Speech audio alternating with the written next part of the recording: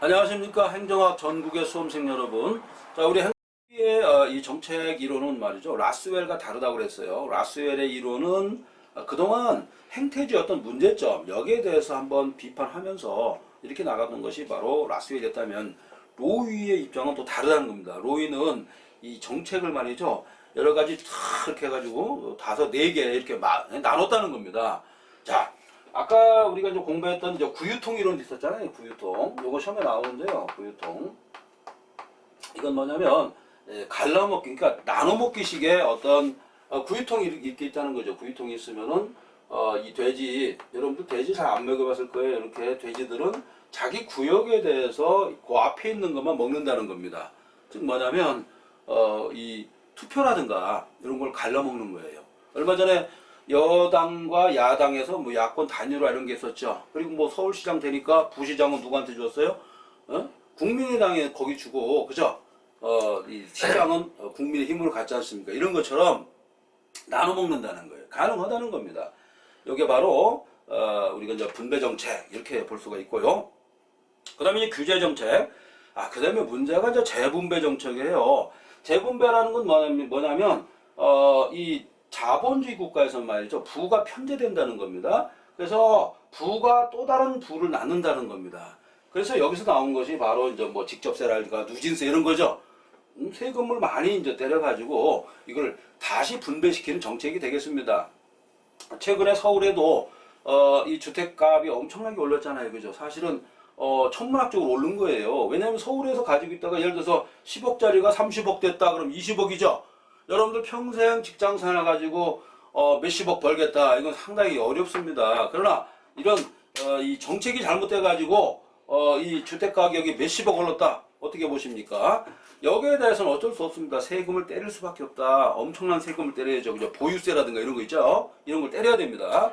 자, 그래서 재분배 정책의 특징은 뭐냐면, 야, 이거 가만 놔두다가는 뭐 계층이 완전히 갈라지겠다. 마르크스 앵글스가 강조했던 것처럼 이제 뭐 계급이 생긴다는 거예요. 자본주의 계급, 노동자 이런 식으로 끊어진다는 겁니다. 이렇게 이런 식으로 너네와 나는 완전히 물과 기름이야 이렇게 끊어지기 때문에 재분배 정책을 해가지고 이 사다리 있죠. 사다리, 행운의 사다리라든가 무슨 계층의 어떤 승진, 진급의 사다리를 꼭 만들어야겠다는 것이 바로 이 로이의 생각이었습니다. 자, 그래서 고소득층과 저소득층 사이에 소득 분배가 엄청 문제가 발생한다. 이런 얘기죠. 우리나라가 그렇지 않습니까? 자, 그 다음에가 여러분들 좀 고민하는 게 있는데, 이제 구성정책이라는 게 있습니다. 이걸 좀, 여러분들 이해를 하셔야 돼요. 구성정책인데, 말이 어렵습니다. 왜 그러냐면, 외국의 논문을 우리가 그대로 해석했기 때문에, 우리가 해석하면 좋죠. 일본 학자들이 해석한 걸 우리가 가져온 거예요. 여러분 생각할 때, 우리가 생각할 때, 국민 어때요? 국민. 한국말 같아요? 국민은 우리나라 말이 아니란 말이에요. 이게 일본 사람들이라든가 이 사람들이, 이렇게 번역한 걸 이걸 우리가 가져온 거예요. 우리는 국민이란 말 쓰지를 않았어요, 원래. 아시겠죠? 백성, 뭐 이런 말을 썼지, 국민이란 개념이 있을 수가 없어요. 자, 그것처럼 그렇게 되고. 그 다음에 구성정책은 투입을 조직화했다. 자, 구성정책은 말이죠. 자, 말 그대로 어떤 건물을 질 때, 건물에 어떤 뼈대를 일단 만들어 놓죠. 최근에 건물 짓는 거 뼈대 만들잖아요. 옛날엔 그렇지 않았죠. 옛날에 1층부터 쭉 올라갔는데 지금은 안 그렇죠. 뼈대를 만들면서 올라가죠. 이렇게 뼈대 만들고 또 올라가고 나중에 여기다가 이제 커튼을 치고 거기서 이제 유리를 박는다든지 뭐 내용물을 채운다든지 이런 정책이란 말이에요. 자, 정책학도 구성정책은 바로 이런 것이다. 정책이라는 것은 건물 짓 때 이 뼈대를 만들어 놓고 거기 시멘트를 넣듯이 그렇게 하는 것이 바로 정책이라 이렇게 본 것이 바로 로우의 구성 정책이다 이렇게 보시면 되겠습니다. 그 다음에 여기까지 자 우리가 라스웰이 가장 중요했다고 그랬죠. 그 다음에 로이가 중요했고 그 다음으로 중요한 사람이 또 등장합니다. 알몬드라는 사람이 등장합니다. 알몬드. 이 사람은 알몬드라든가 이제 포웰 이 사람이 등장하는데 이 사람은 요에 이제 라스웰이라든가 로우에 주장했던 거가 이걸 약간 복합적으로 이렇게 분석한 사람이에요. 자, 이 사람은 어떻게 생각했냐면요. 어떤 기능을 강조했어요. 기능. 펑션이죠. 이런 걸 강조했고, 그 다음에 이제 이 추출 정책, 상징 정책, 이런 걸 강조했습니다. 상징. 이게 무슨 뜻이냐. 여러분 어때요? 이거 다 해석한 거예요. 논문을 해석했는데, 자, 여러분 생각해봐요. 외국의 유명한 학자가 논문을 딱 썼어요. 정체가. 이걸 해석한 겁니다. 이렇게. 응? 상징 정체. 그걸 우리의 이제 책을 갖다 옮겼는데 국어 국문학자가 아니다 보니까 어때요? 그대로 갖고 왔죠.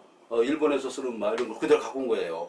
여러분 잘 알지만은 뭐 행정학 하는 사람들이 지금 외국 가가지고 영어라든가 프랑스어, 독일어 능수능란에 몇 프로나 되겠어요. 그냥 앉아있다 오는 거예요, 대부분. 그래서 이번에 장관 인사청문할 때도 가족끼리 쭈루루 갔잖아요. 그것 때문에 문제 발생하고 지금 뭐 인사청문회를 좀 인정하느냐 마느냐 그 문제 아니겠습니까? 그렇죠. 쉽게 말해서 막 많이 놀러 다닌단 말이에요. 공부는 않고. 그렇죠. 오죽했으면 우리나라에 세계 100대 대학이 지금 하나인가 두 개 정도잖아요. 그죠? 아시아의 대학도 지금 20여라도 못 들어요. 그 정도입니다. 자, 오죽하면은 지금 노벨 문학상, 노벨 뭐 의학상 한 번도 한 번 나왔구만. 노벨 평화상 한 번 나왔는데 실제로 중요한 게 거기서 안 나왔다는 얘기예요. 얘기는 뭐냐면 한국의 지금 제가 학자를 비판한 건 아닌데 한국의 학자들은 밥을 혼자 먹는다는 거예요. 일본 학자는 일본 동경대학에 점심시간 가보면요. 의과대학 교수, 그 다음에 경영학과 교수가 같이 밥 먹어요. 그러다 보니까 학문적 교류가 많죠. 아무래도 듣는 게 많을 거 아니에요. 밥 먹을 때. 경영학 하면서도 의학을 공부하고 의학을 하면서도 이 어떤 마인드가 경제 마인드를 가지고 또 나간단 말이에요. 그러다 보니까 논문을 한번 쓸 때도 멋있게 쓰잖아요. 그러니까 미국은 뭡니까 노벨 문학상도 타고 뭐 의학상 뭐 다 타잖아요. 일본만 해도. 우리는 각자 먹어요. 각자. 나는 저기서 짜장면 먹을 거야. 전혀 주변 사람들 얘기 듣지도 않죠. 자, 이런 것도 알아주시기 바랍니다. 자, 그래서 알몬드와 이제 포엘은 말이요. 네 가지를 강조했습니다. 첫 번째가 역시 배분 정책, 그 다음에 규제 정책인데요. 이 사람 둘의 특징은 뭐냐면 추출 정책과 상징 정책을 떴다는 겁니다. 추출 정책. 이게 상당히 어려운 말입니다. 추출 정책 같은 경우도 예를 들어 이겁니다. 옛날에 이제 보리밭에 있어요. 보리밭이 있을 때 보리 깐부기라고 들어봤죠. 깐부기. 자, 여러분들 그거 잘 모를 거예요. 지금 보리밭 없죠. 옛날에 보리밭에 깐부기가 있었어요. 근데 깐부기가 뭐냐? 사실 깐부기를 이걸 잘 제조하게 되면 마약이 되거든요. 모르셨죠, 여러분들? 그래서 깐부기가 나오기 전에 이걸 씹어 먹기도 했었어요. 근데 이게 마약 성분이 있단 말이에요. 우리가 양귀비만 마약 있는 것이 아니라 요 깐부기에서도 마약 성분이 있어요. 이런 것처럼 이런 걸 하나씩 잘못된 거를 추출하는 거 있죠. 예를 들어서 뭐 이런 뜻도 있지만 깐부기에서 마약을 추출한다. 이런 것도 될 수가 있어요. 이런 추출 정책도 강조했다. 이렇게 보시면 되겠습니다.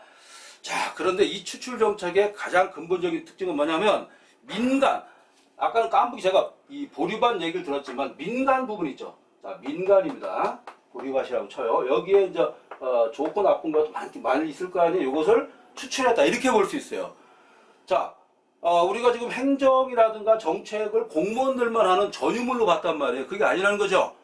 그것이 아니고 지금 일반 국민, 그죠? 일반 국민 중에서 똑똑한 사람이 많단 말이에요. 이런 사람들의 어떤 실력 같은 거를 축출해가지고 이 정책에 반영해야 된다. 이게 알몬드 포엘이 강조했던 거예요. 별표 5개 치시고. 자, 좋습니다. 자, 그래서 인적, 물적 자원을 확보해야 된다. 어디서요? 민간인, 국민들한테서 확보해야 된다. 사실 공무원들이라든가 이쪽 보면 군인들 보면 경직돼 있어요. 저도 뭐 상당히 자문위원 같은 거 많이 맡고 있는데 가보면 제가 뭐라고 하냐면 왜 이렇게 경직돼 있느냐. 아이디어가 없어요. 그냥 시키는 대로. 그렇죠? 이런 특징을 가지고 있어요. 그래서 사실 미국의 엽관제도 이런 게 상당히 좋다고 봐요. 왜 그러냐?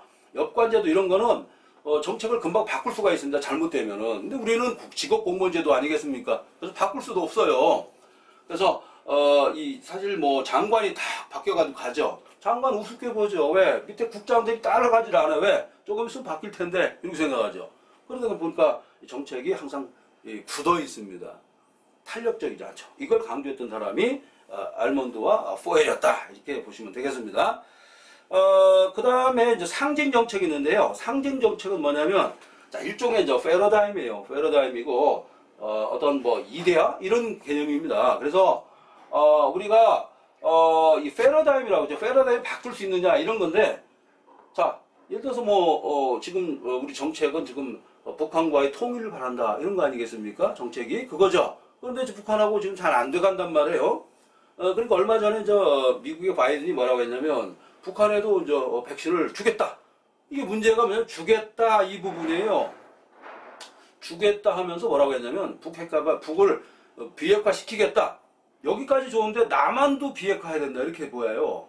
근데 문제는 남한과 북한이 비핵화됐을 때 어떤 문제가 발생할 것 같아요? 자, 주변국, 러시아나 일본, 중국이 가만 놔둘까? 이런 생각을 해봐야 돼요. 우리가 아무 핵도 없고, 뭐, 예를 들어서 뭐, 무기도 하나도 없어. 중립국가처럼, 스위스나 뭐, 오스트리아처럼. 그럼 어떻게 해보겠느냐? 뭐, 금방 먹힐 확률 많죠. 러시아라든가 뭐, 극동함대, 블라디보스토크. 그 다음에, 산동반도에 함대 있지 않습니까? 얘들이 금방 내려올 수가 있어요.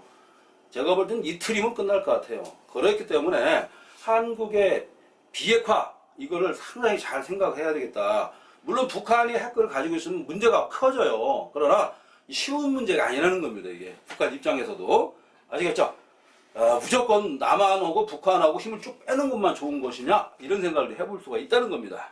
알아두시고 그 다음에 정책결정연구가 이렇게 되어 있는데요. 거기 보시면은 혼합 모형이라는 게 있습니다. 혼합 모형 이게 상당히 중요한데요. 이건 뭐냐면 정치 체계와 정책 간의 어떤 허위라든가 허위의 상관관계가 개입할 수 있다는 겁니다. 자, 이번에도 어떤 뭐 살인 사건, 뭐 타살 사건이 있었는데 형법에서는 인과관계 단절론이라고 그래요. 근데 우리 행정학에서는 뭐라고 하냐면 혼란 관계 또는 혼합 관계다 이렇게 얘기합니다. 자, 우리가 겉에서 봤을 때는 A라는 게 있으면 B로 가야 되는데 그게 아니라는 겁니다. 중간에 왜곡을 시키는 요소가 있다는 겁니다. 바로 이게 혼란 요소다. 혼란 관계라고 그래요. 즉 허위의 상관관계가 작용할 수 있다는 겁니다. 얼마든지 그럴 수 있죠. 자, 이게 문제입니다. 자, 과거에 발해가 있었는데 발해가 멸망하면서 남쪽으로 내려왔죠.